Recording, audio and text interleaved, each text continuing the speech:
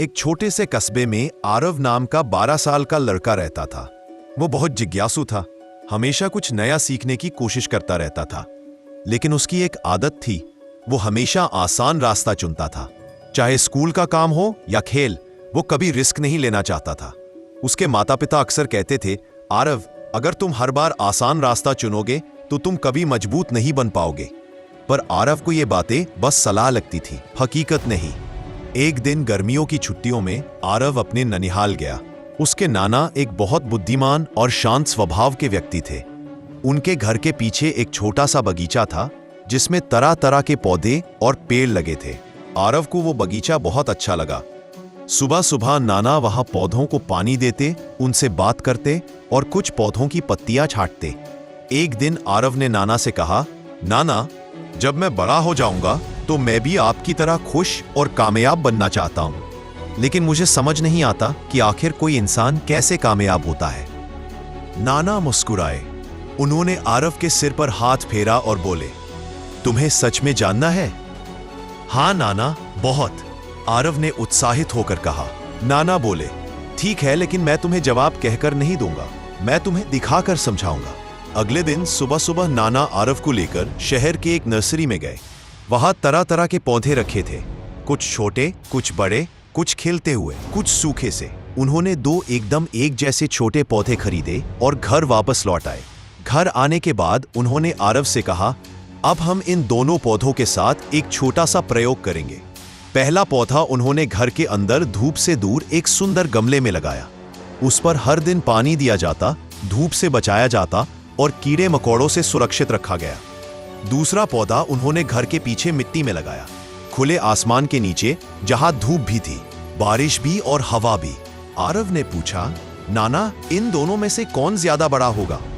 आरव ने थोड़ा सोच कर कहा, अंदर वाला पौधा, क्योंकि उसे कोई परेशानी नहीं होगी। नाना मुस्कुराए, ठीक है, देखते हैं। समय बीतता गया, छुट्टियां खत्म हुई और आरव वापस अपने घर लौट आया। 4 साल बाद अब आरव 16 साल का हो चुका था। वह अब थोड़ा समझदार हो गया था, लेकिन फिर भी कई बार मुश्किलों से बचने की कोशिश करता था। इस बार जब वह फिर नाना के घर गया तो उसे पुराने दिन याद आए। उसने मुस्कुराते हुए नाना से कहा, नाना, याद है आपने मुझे कामयाबी का राह दिखाने का वादा किया था? अब तो बताइए ना। नाना ने कहा, पहले चलो मैं तुम्हें कुछ दिखाता हूं। वे दोनों बगीचे की ओर गए। सबसे पहले नाना उसे उस गमले के पास ले गए जो घर के अंदर रखा था। पौधा अब एक छोटा झाड़ी जैसा बन गया था। हरा तो था, लेकिन बहुत ज्यादा बड़ा नहीं हुआ था।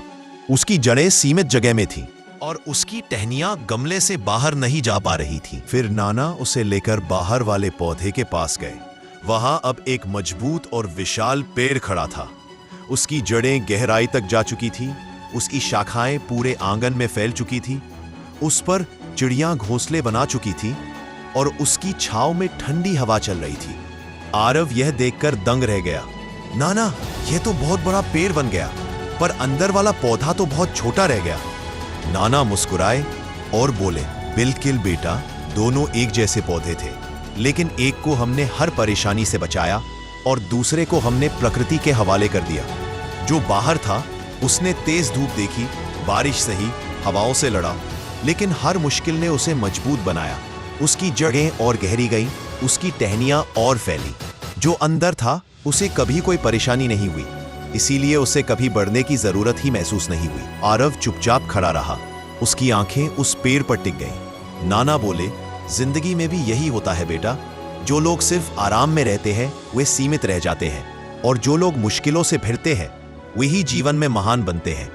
कठिनाइयां हमें रोकती नहीं, हमें तैयार करती है। लेकिन नाना, आरव बोला, क्या दर्द झेलना जरूरी है?